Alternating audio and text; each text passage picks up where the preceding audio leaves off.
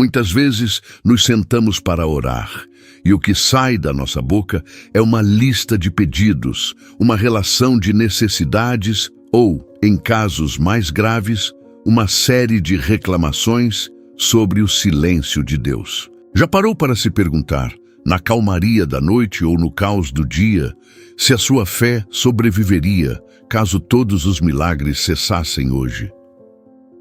Antes de continuarmos essa jornada de descoberta sobre o nosso verdadeiro propósito, convido você a se inscrever em nosso canal Paz com Deus e ativar as notificações, pois aqui nos aprofundamos naquilo que realmente sustenta a alma quando o cenário exterior parece desmoronar. Se você sente que sua conexão com o Criador depende mais do que Ele pode fornecer do que de quem Ele realmente é, talvez este seja o momento de reavaliar os alicerces da sua caminhada espiritual. E, se esse conteúdo tocar seu coração, considere compartilhar com alguém que também precisa recuperar a essência da sua adoração. A nossa relação com o divino é muitas vezes testada não pela abundância, mas pela ausência. É fácil louvar quando a porta se abre, quando a provisão chega ou quando o milagre acontece exatamente como desenhamos em nossa mente. Contudo, a verdadeira maturidade espiritual não é medida pelo tamanho das nossas conquistas, mas pela nossa capacidade de permanecer de pé quando as bênçãos parecem ter sido suspensas. O inimigo, em sua astúcia, lançou um desafio antigo que ainda reverbera nos corredores dos nossos corações modernos. No livro de Jó, Satanás questiona a Deus sobre a integridade daquele homem justo, perguntando se Jó temeria a Deus de graça. A acusação era clara e cortante. Ele só é fiel porque tu o cercaste com uma cerca de proteção, prosperidade e fartura. Retire tudo o que ele tem, e ele te amaldiçoará na tua face. Essa é a pergunta que ecoa através dos séculos e chega até nós hoje, batendo a porta da nossa consciência. Será que o nosso amor por Deus é incondicional ou é um contrato de troca?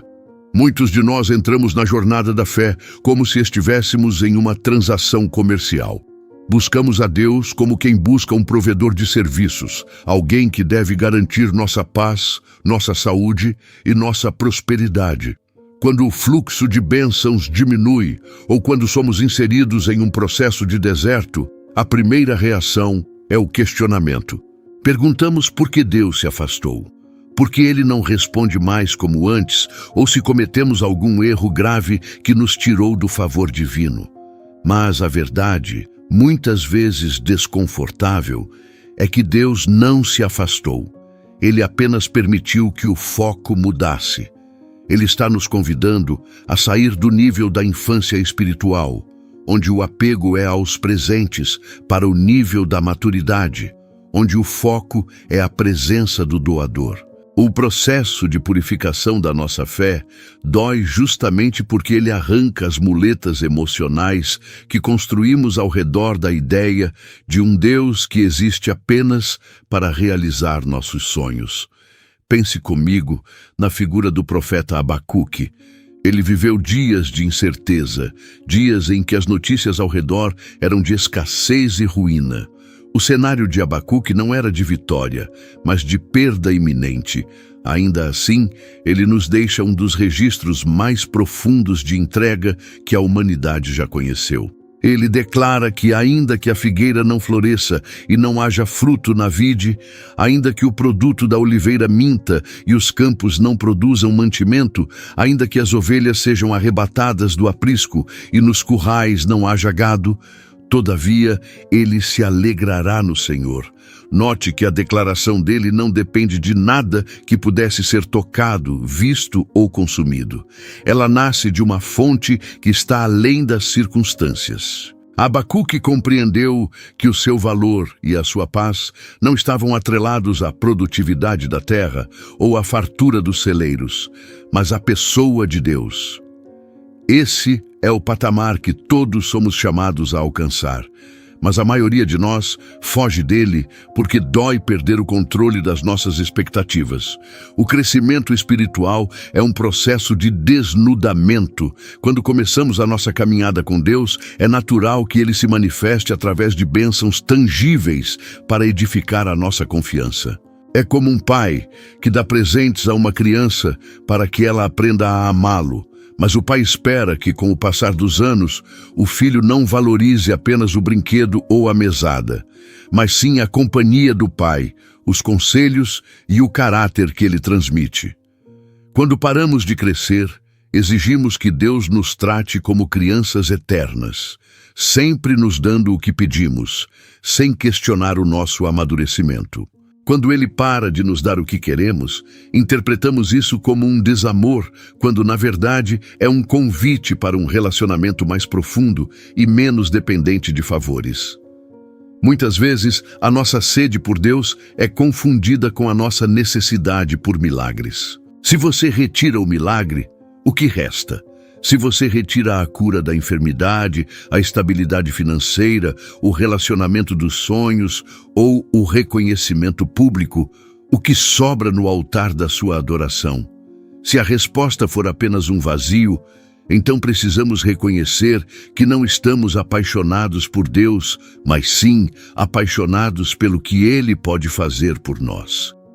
Esse é o momento de honestidade que transforma a caminhada cristã.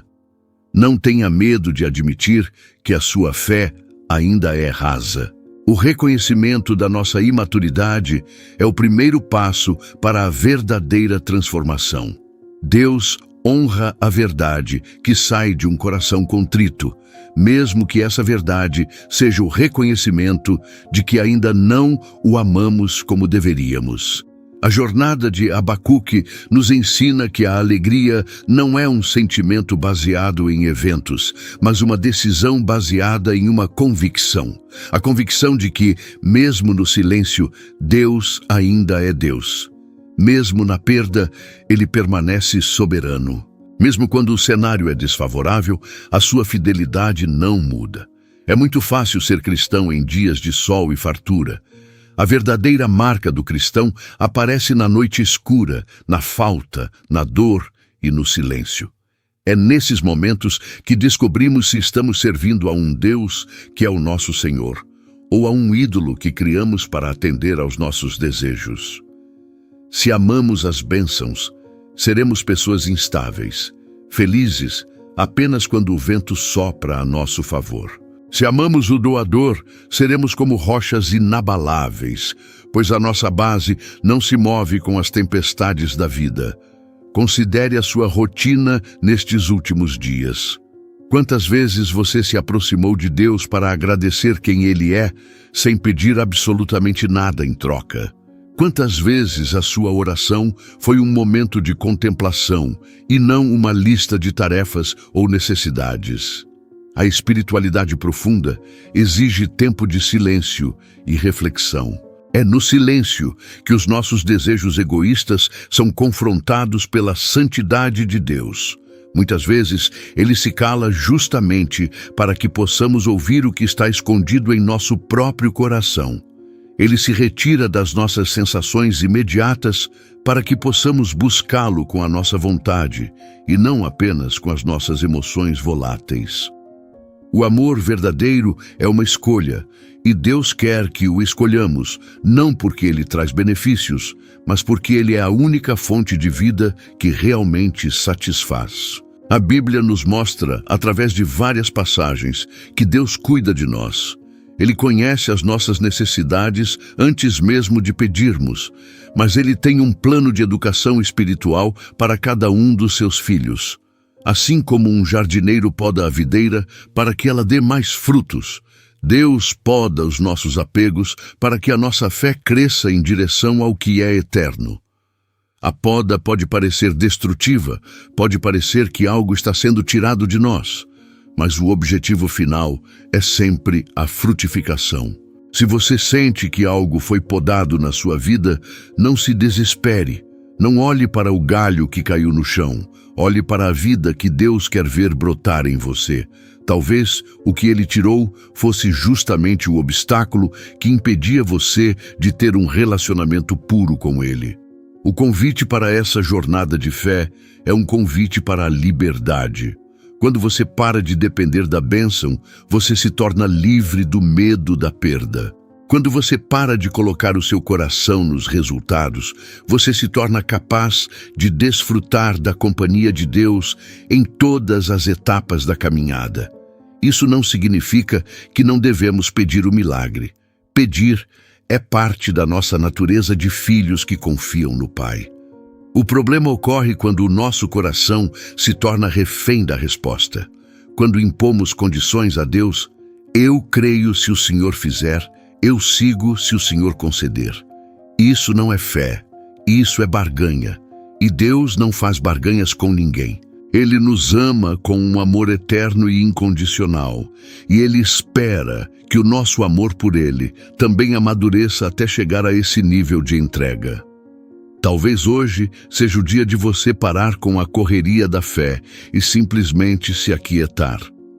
Desligue as vozes que dizem que você precisa de mais, que falta algo para ser feliz, que Deus está distante porque você não recebeu o que queria.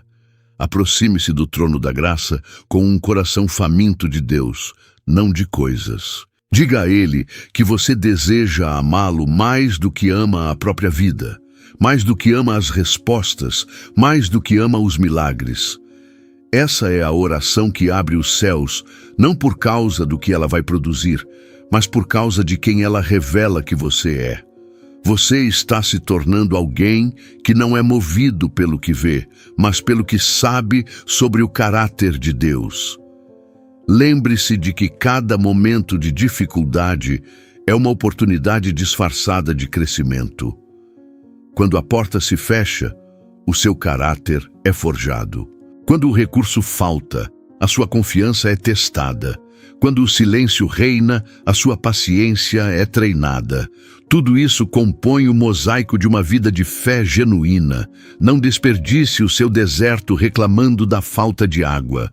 Use esse tempo para cavar poços mais profundos.